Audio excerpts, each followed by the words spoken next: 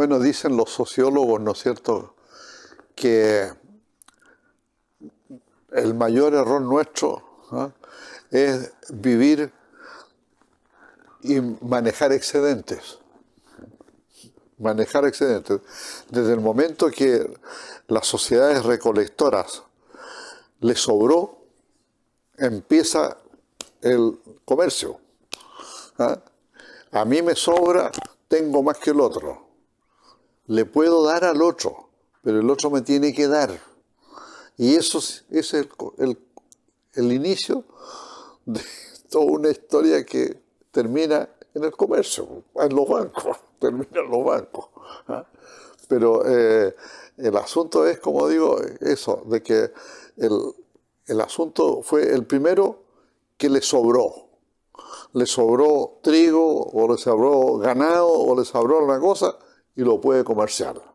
¿No? Y lo puede transar.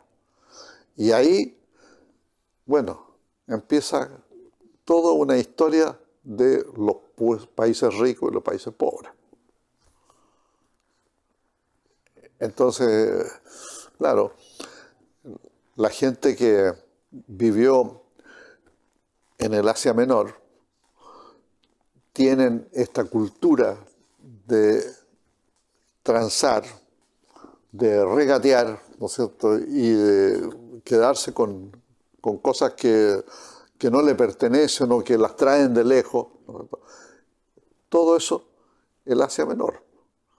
Y el Asia Menor es la base de toda nuestra civilización actual.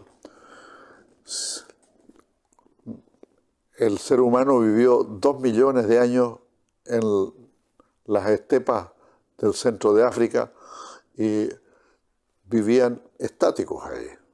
2 millones de años. Bastó 50.000 años después que se cambiaron a la zona del este, de la Europa del Este, ¿no es cierto? Y cambió todo.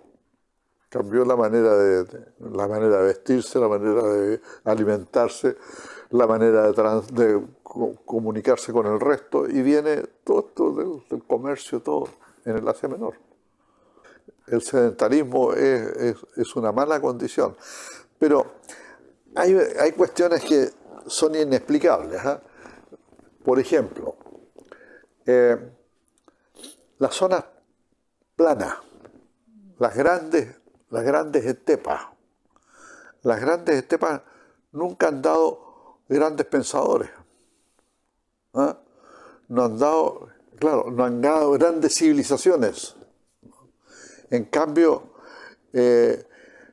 pueblos que han vivido entre montañas cuyo horizonte es cortísimo, tienen una riqueza espiritual increíble. Y si no, el mejor ejemplo lo tenemos con la Gabriela. Que la Gabriela era una niñita que no tenía por qué distinguirse, ¿no?, con un origen humilde, con un horizonte cerrado, con una comunicación casi nula, metida en un pueblito que había que caminar casi todo el día para llegar a la ciudad. Y sin embargo leía y escribía y pensaba, ¿no? Y esa niñita, cuando llegó a La Serena, era una niñita disruptiva, porque molestaba, porque pensaba y preguntaba, ¿eh? Entonces, claro, hay gente, por ejemplo, el profesor Osandón, el famoso profesor Osandón. ¿Ah? El profesor Osandón tuvo con Gabriela mucho que ver porque le prestaba libros y le prestaba, qué sé yo, y había una conversación, y eso enriqueció mucho a la Gabriela como para que pudiera enriquecerse espiritualmente, de conocer más, de conocer de literatura, en fin, y poder querer ser más. Fíjate que los que conocen más de Gabriela Mistral siempre han dicho que le costó mucho estudiar, ser profesora, le costó mucho ser profesora. Sin embargo, cuando llegó a México, era reina. Y en México ese reinar de ella significó que estuviera a cargo de la planificación de un tremendo plan de educación para niños rurales. Un tremendo plan de educación rural. Y eso le valió poder viajar y poder ver mundo. Entonces, y nacida ahí, sin ninguna perspectiva, ¿no? Ver cómo era cuando era niña y verla después un gigante. Entonces, yo creo que el ambiente es muy importante. El tiempo para pensar, el tiempo para poder dedicarle a observar y a intercambiar con la gente. En cambio, los que tienen que vivir en climas que no les dan ventaja, los de las grandes estepas, los que tienen los pastores, por ejemplo, que tienen que estar todo el día, uno por allá, otro por acá, aislados.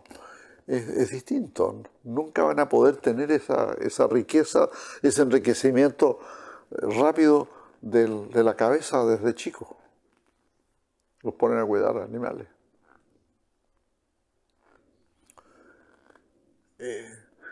Eso de que uno piensa de que un niño, ¿no es cierto?, hasta los 7 años tienen una capacidad, de absorber conocimiento, de obtener lenguaje, de obtener capacidad de expresión y de poder intercambiar con los demás. Eso se adquiere cuando se es chico. Y eso es muy importante para que ese niño mantenga esa línea de crecimiento. Si no la tiene cuando chica, cuando tiene menos de 7 años, se va a perder, va a ser muy lento, no va a dar lo mismo, no le va a dar lo mismo.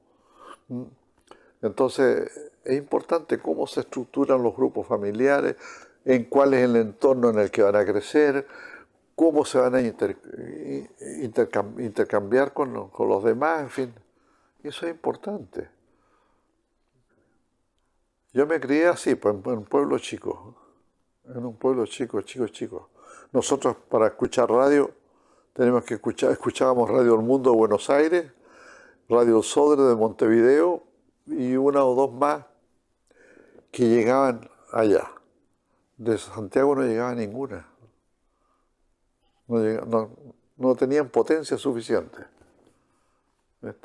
Entonces, yo escuchaba música argentina, música clásica del Sodre de Montevideo, harta, todas las noches. Y era de noche nomás, no había otra manera de escucharlo, ¿no?, que en la noche. En el día no se veía nada, no había radio.